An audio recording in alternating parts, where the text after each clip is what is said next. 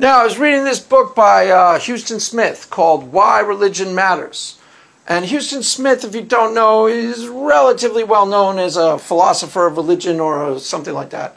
Relatively well-known academic in the field of comparative religion. He's more like a Peterson-esque type person or a Joseph Campbell type person than an actual Christian. Not even sure if he's a Christian, actually. He probably does a lot of other different types of things. But it's a very, very interesting book. And the book is actually called Why Religion Matters. And there's some observation that he makes that I found really, really astute, really useful to some of the things I talk about. Now, as a general rule, what happened? See, somewhere roughly around 1860, I'm going to generalize big picture. I'm generalizing a lot, but I'm going somewhere with this. What happened was the first thing that happened with the advent of basically the scientific revolution is the first thing that went under the microscope is religion, the complex phenomenon known as religion. And generally speaking, the first instinct was religion got defensive. Here's the interesting thing about science, okay? And this is, in a way, science's great strength. There's a couple of important things that go on with scientific methodology and the scientific approach to understanding reality. The first thing that science does is it tinkers with, takes apart, dismantles, analyzes, checks through. Why? To ascertain the truth. Now that particular type of investigation can be extraordinarily disruptive, and that's the first thing that happened with religion. It was extraordinarily disruptive. Why? Because the scientist doesn't necessarily care what I, the practicing Christian, believe. Doesn't care my little fifis and my little faith claims. He's investigating the phenomena of religion to find out what's true. So at first glance, it was extraordinarily disruptive to religion. That's roughly 1860. And collectively, Western civilization started to side more with science. Why? Because science was extraordinarily powerful and it was producing noticeable results and notable benefits in our life. That's why. Because science was getting real results. And it was producing extraordinary benefits in our life, and it was a powerful paradigm of reality. Something happened, though. And there was a certain type of, which is still influencing atheists today. Not everybody else necessarily, but atheists for sure. So a type of mindset called Scientism. Also called logical positive. Now again, I'm way overgeneralizing. But what logical positivism was a school of thought that started to insist, because science was so powerful, because it was offering so many powerful insights into the mechanics of things and giving so many real answers, that science was the only way of ascertaining truth. That if it didn't fall to the scientific methodology, then science was the only way of exploring and understanding truth. Now, there's still remnants of that in the way a lot of atheists frame reality to this day. So they are floating around with a lot of mythology. But here's the beauty of science. And this is the actual beauty of science. Science doesn't have an agenda. Science as a collective doesn't have an agenda. It's neither on you, the atheist side, nor it is on me, the Christian side. So it doesn't necessarily care about your fifis either, atheists. I swear to God, that's true. And that's why I keep saying science is ultimately on my side. Why? Because science started to shift. This is relatively recent in I'm speaking of big generalizations, but what I'm saying is basically the truth. Started to shift under this big umbrella of scientific investigation. Science started to turn from, at first glance, science is really disruptive to the claims of religion. For example, the earth is not 6,000 years old. Science doesn't care if the Christian really, really needs to believe that to hold on to his faith. The earth isn't 6,000 years old according to science. So at first glance, there's a discrepancy between what's written in the Bible and what science, how old the earth says the science is. Now, if you're a Christian and you have predicated your faith on the earth being 6,000 years old, you're going to be really defensive about that. I'm not a Christian who's predicated my faith on that, so it's irrelevant to me. But that's only the first glance. Science then moves from exploring certain aspects of religion to all of the aspects of religion. So it starts exploring the phenomena of religion itself. It starts investigating prayer life. It starts investigating, it starts to look at the sociology of religious people. So for example, we have the sociologist Emile Durkheim. If you don't know Emile Durkheim, important sociologist, important French sociologist, as opposed to, now he said this. That's important French sociologist, not important YouTuber Craig Reed. You didn't know it was important YouTuber? Well, now you know. Important YouTuber Craig Reed didn't say this. Important sociologist Emile Durkheim said this. He was trying to synthesize what religion actually is. And he came up with this, that it's a root collective. A root collective where a group of people personify an entity, or anthropomorphize, as some people will say, an entity to express. So it's kind of a Jungian expression of the collective unconscious of a group of people. Now, why is that interesting? One, because I didn't say it. So it's not an apologetic I'm trying to, lay down to prove something to atheists. I didn't say it. Important sociologists said it. Two, it's important because that's at the very least true. That's at the very least true. One of the things that science does when it is analyzing, breaking down, disseminating, tearing apart, investigating the mechanics, the first step of that process is very disruptive. And a lot of people, religious people, get very defensive about that. Why? Because they have a dog in the fight. They have a dog in the fight, and the scientist doesn't. But the next step is very disruptive to the atheist. Why? Because the atheist has a dog in the fight, and the scientist doesn't. So the scientist continues in the process of exploration. He finds certain things that religious people cling to are probably not true. Those are what I call some of the faith claims of Christianity as opposed to the truth claims. Certain things of Christianity were probably not true. So you let those go. It wasn't that hard for me to do. Why? Because I wasn't raised Christian. So it didn't matter to me. I don't care about the sacred cows of Christianity. Never did, never will. I don't even know what some of them are. Honestly, the things that people discuss on Twitter, the Christians discuss amongst themselves, I don't even know what they're talking about half the time. Because it's irrelevant to me. It's irrelevant to me. And it's irrelevant to science. But it's also irrelevant to understanding what is actually truthfully going on in the religious experience. So, for example, Huston Smith was in this lecture that I was listening to. And he starts talking about anthropologists who are studying a group of Aborigines in Australia. And it's really, really interesting because these Aborigines have these religious rituals.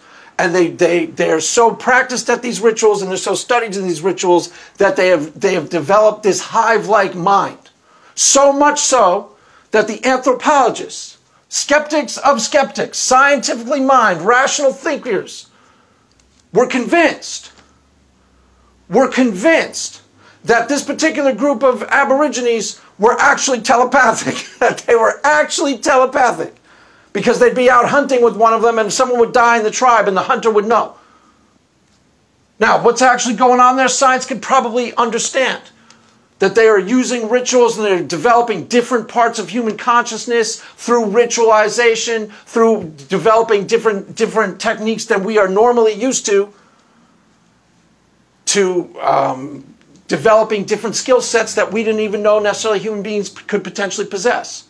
But these scientists became convinced that these particular group of Aborigines were actually telepathic because they had used their religion and their ritualization and to develop a mind that was almost completely in sync. So, how is this relevant to your particular sky fairy, Craig? It's really interesting, but how is it relevant to you? Okay, I'm getting to that. There's an anthropologist as we speak, and this is the first of what will be many. And I talked about her in some of my last videos, a while back, but still I talked about her, who went and studied people like I know, Christians. Not just any old Christians, though. Christians who are convinced that they can hear from God. Christians who talk about, I was praying last night and God gave me this, as a matter of course. That's not every Christian under the sun. It's really not. That's a specific type of Christian experience that doesn't include every single church group you would ever go to. Some people, if you talk like that as a Christian, some Christians will look at you like you got two heads. But I happen to interact with a group of Christians. The first church I became a Christian with, they talk like that all the time. They'd pray over you and they'd say stuff like, God gave me this. Last night I was in prayer and God said X to me. Now they might not have always been hearing from God, quote unquote. But she started to study them dispassionately. Dispassionately. And she started to find some of the methodologies by which and come to conclusions as to why is it that this particular group of people thinks this is true. And if you start to investigate the mechanics and the methodologies, you start to come to certain absolutely irreducible conclusions. Not necessarily that they can, but there are certain reasons why they think they can. And if I put you, I don't care if you're the most skeptical skeptic who ever walked the face of this earth. Again, I've said this in the past. I don't care if you're Aaron Ra's far more skeptical older brother. If I put you smack dab in the middle of that type of experience, and you were assigned to live amongst them without judgments for 5 months, you'd start to become convinced that they were hearing from God too. Why? Because it's pretty darn convincing. That's why. That's why. Because it's pretty darn convincing. Just like the anthropologists got convinced that the Aborigines were actually telepathic.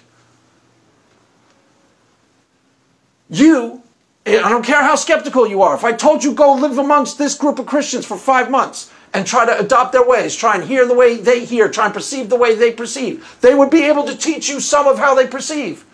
And you would be able to adopt internally some of their methodologies had you made yourself available to it. That's the key. Had you made yourself available to it, you would be able to adopt internally some of their methodologies. And guess what? In so doing, you would be pretty convinced that they were hearing from God too. Why? Because it's pretty darn convincing. Having lived amongst them myself, it's pretty darn convincing. That's why. It's pretty darn convincing. I didn't say it's true necessarily, but that's step one to act to full. See, science doesn't care about your fifis either, atheists. The first thing that happened is a lot of you got giddy.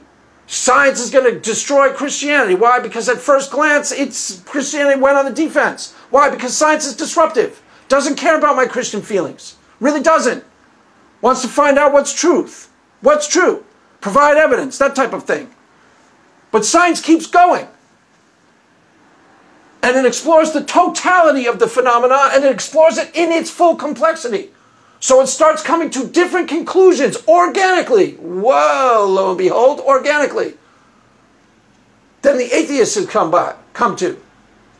Atheist critical thinking is very limited critical thinking. Yeah, you were a fundamentalist Christian somewhere along the way, and you used your critical thinking to go, the earth isn't 6,000 years old. Wow, good for you. So impressed. Now use the same critical thinking to examine some of the fallacious talking points that float through the atheist community as gospel truth, because they're false. They're false. And if you learn anything about comparative religion, anything about religious phenomena, anything about epistemology, you would know most of them are false easily.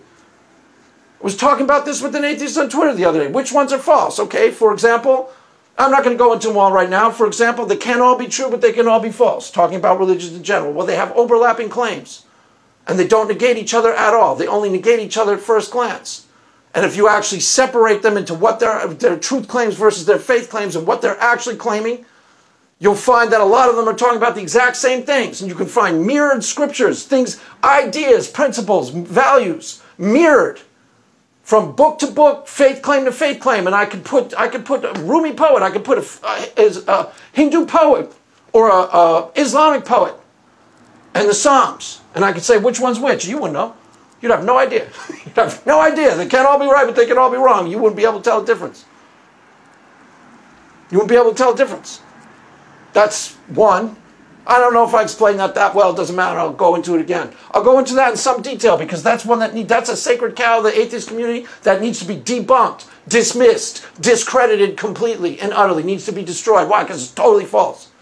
And the only way you could think it's true is you haven't really paid attention, haven't really looked into religion at all. At all. That's the only way you could think it's true. Okay, how about this? How about this particular sacred cow in the atheist community? Extraordinary claims require extraordinary proof. Okay, fair enough. If you're talking about the one or two claims of Christianity, like Jesus rose from the dead, okay, that's extraordinary. That's hard to believe. That would require some extraordinary proof. But that's not what atheism is all about. And that's not what theism is all about. Theism is about the claim God exists. That's not an extraordinary claim. So that particular sentence is extraordinarily misleading. Extraordinarily misleading memes from the atheist community require complete debunking. God exists is the claim of the theist. exists. That's not an extraordinary claim. It's a pretty ordinary claim. If you take the sum total of human experience, you know, that claim, atheism is still of this hearing relatively rare. It's more common. It's got a following in an audience in places like the United States. But if you take world historical terms, probably less than 5% of the world population, going all the way back to time, were atheists. Which means God exists is a normal claim, ordinary claim, average claim, run-of-the-mill claim, not an extraordinary claim. It's an extraordinary claim to atheists. Why? Because you propagandize yourself to think it's extraordinary. Act like it's extraordinary when it isn't. That's why. It's not an extraordinary claim. It's not even close. It's a normal claim. It's occurred more often to people throughout history, far more often to people throughout history than not. Than its opposite. Now, let's see if I have any time left. Yeah, I'm on a roll. I'm on a roll. I start off with one subject, got, shift to the other subject, shift gears. That's what I do. That's how I roll. That's how I operate. Deal with it. Deal with it.